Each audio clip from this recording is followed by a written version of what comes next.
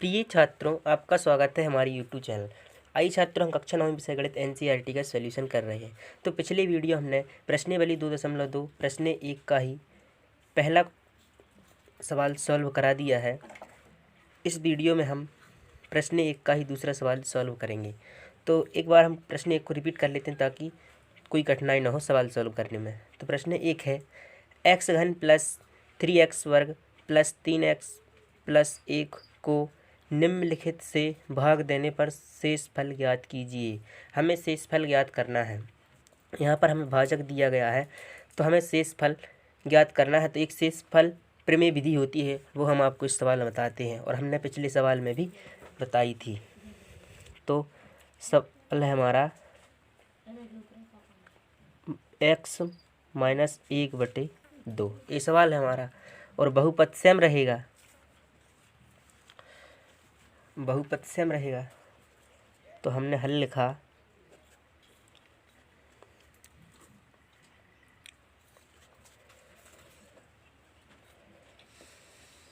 माना px बराबर x घन प्लस 3x वर्ग प्लस 3x प्लस 1। ये हमने px के बराबर माना।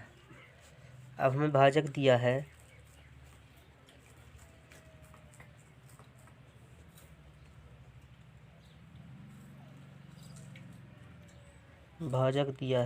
x minus 1/2। ये हमें भाजक दिया है। तो हम शेष फल प्रमेय विधि द्वारा कर रहे हैं। तो हमने लिखा यहाँ पर शेष फल प्रमेय विधि से। शेष फल प्रमेय विधि होती है भाजक बराबर 0 होता है। तो भाजक बराबर है x माइनस 1/2 बराबर 0 होता है। ये विधि होती है, हमने पिछले सवाल में भी यूज की है। तो हम यहाँ से x का मान निकालते हैं। तो x हमने जाके तक लिखा और माइनस 1/2 का पक्षांतर किया। तो इस तरफ माइनस के हैं, उस तरफ जाएंगे तो प्लस के हो जाएंगे। तो प्लस के 1/2। तो हमें x का मान 1/2 मिल गया है। इस x का मान हम बहुपद px में रखेंगे और हम शेषफल ज्ञात करेंगे। तो हम यहाँ लिखेंगे आगे सवाल को, x बराबर 1/2 का मान बहुपद px में रखने पर। हम x का मान बहुपद px में रखेंगे। तो बहुपद था हमारा px बराबर x³ धन 3x वर्ग धन 3x धन 1। जहाँ पर x है वहाँ पर हमें x का मान रखना है और कुछ नहीं करना सवाल में। p 1/2 हमने x का मान रखा और हमने 1/2 x का मान रखा और घन की घात लगी सो घात लगा दी। प्लस 3 हमने जाके तय लिखा, 1/2 हमने जाके तय लिखा, वर्ग लगाई। Plus 3 1/2 plus 1। इसके बाद आगे सवाल सॉल्व करेंगे। तो p पुस्तक में 1/2। अब हमें सॉल्व करना है कि 1/2 किस प्रकार सॉल्व होंगे। तो हमने रफ पेज लिया एक, तो रफ पेज में लिखा हमने 1/3 को 3 बार लिखना है हमें। तो 1/2 को 1/2 गुणित 1/2 गुणित 1/2। तो हमने इसका एलसीएम लिया, तो इसका एलसीएम आएगा 2। तो इसका यानी कि हमने गुणा किया तो 2 दूनी 4 और 4 दूनी 8। तो इसके हो जाएंगे 1/8। यानी कि इसका हमने गुणा किया 2 दूनी 4 4 दूनी 8, तो 1/8 हो जाएंगे। तो हमने यहाँ पर लिखा 1/8 धन 3। अब 1/2 को भी हम इसी प्रकार समझ सकते हैं। हमने रफ पेज लिया यहाँ पर, इसी प्रकार समझ सकते हैं हम 1/2 गुणित 1/2, तो 2 दूनी 4, तो यहाँ पर हो जाएगा 1/4। तो इस प्रकार सवाल सॉल्व होगा। तो हमने यहाँ लिखा कोष्टक में 1/4 प्लस 3 1/2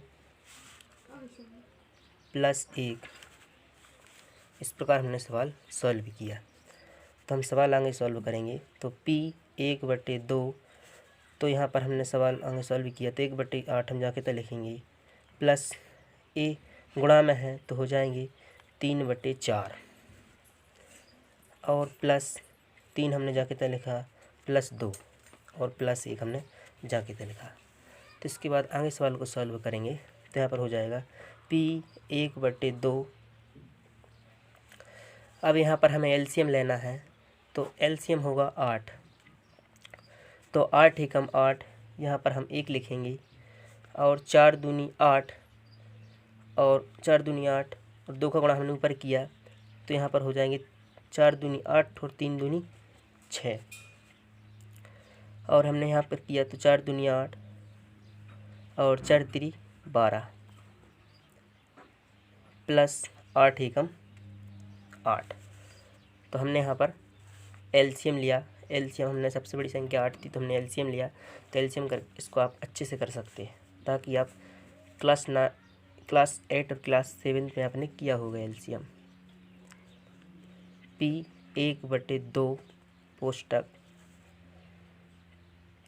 यहाँ पर एलसीएम 8 था, अब इसको हम जोड़ देंगे तो इसके होंगे 27।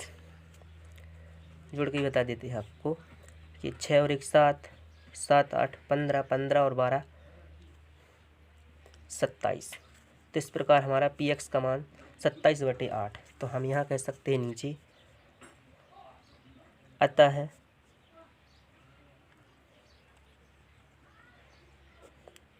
अभीष्ट